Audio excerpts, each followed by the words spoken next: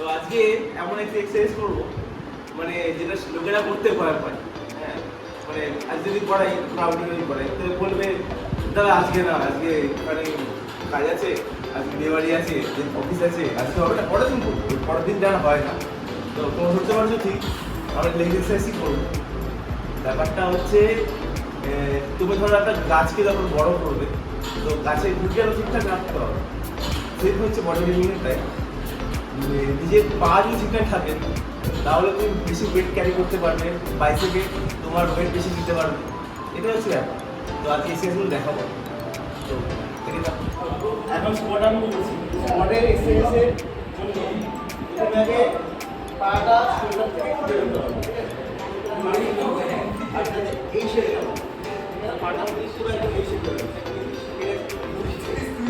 Next আগে পাটা আছে এর আগে মানে আমি দেখাচ্ছি।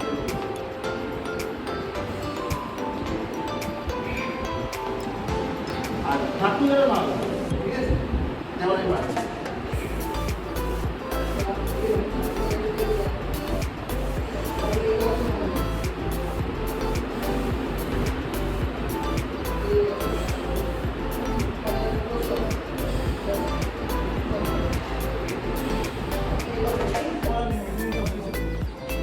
পাটা আমি ওয়াইড হয়ে করি, দেখো কিভাবে করছি। ব্যাগটা দিচ্ছি মানে পেছনে বুঝতে দিচ্ছি না।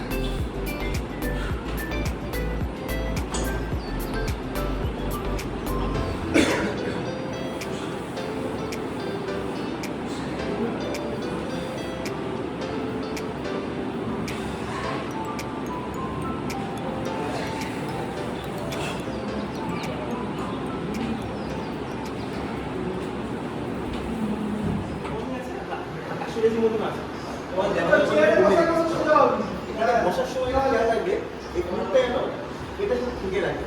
অনেকের কি হয় এটা উঁচু হয়ে থাকে তো প্রেশারটা কম পড়ে, ওটা ভুল, ওটা মনে হয় মারবে না। মুখটা যখন থেকে রাখবে দেখো মারছে।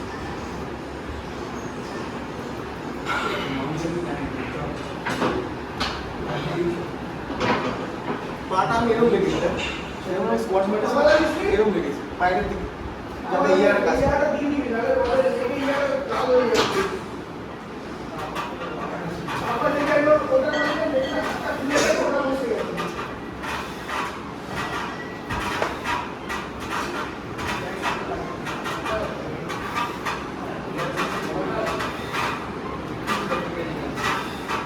লাঞ্চেস মারবো। এটা একটু আলাদা টাইপের লাঞ্চেস।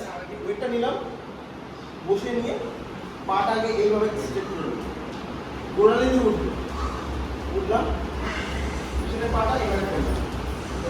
এই লাঞ্চেস যেমন মারতে দিয়ে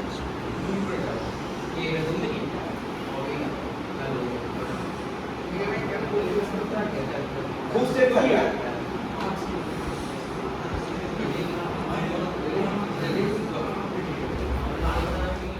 এক্সটেনশন মারো, পাটা এরকম মানে এই যে পাটা এরকম ভাবে রাখবে, চাষের মারো, তোটা হয় পাটা থেকে মোড়া হতে, ঠিক আছে?